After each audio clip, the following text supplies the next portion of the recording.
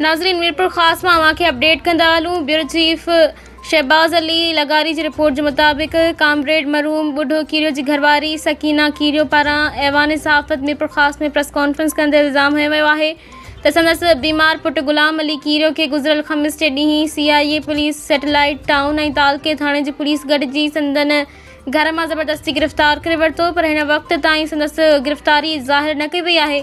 सकीना कीरियो मूजिब गुलाम अली कराची जे एक होटल ते मज़दूरी कंदो हो, जेको रुगो अदालत में पेश थियण लाइ मीरपुर ख़ास आयो हो, पर पुलिस खेसि अदालत पहुचण खां अॻु गिरफ़्तार करे गायब करे छॾे।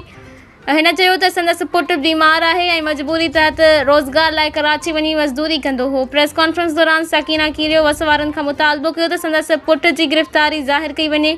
अगर को ॾोह आहे त कानूनी कार्रवाई तहत खेसि अदालत में पेश कयो वञे। हिन ख़दशो ज़ाहिर कयो त गुलाम अली खे जानी नुक़सान रसण जो ख़तरो आहे।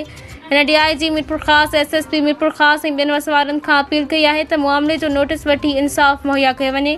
प्रेस कॉन्फ्रेंस कंदड़ औरत मीरपुर ख़ास जे इलाइक़े उमेहानी टाउन मीरपुर ख़ास जी रहवासी आहे।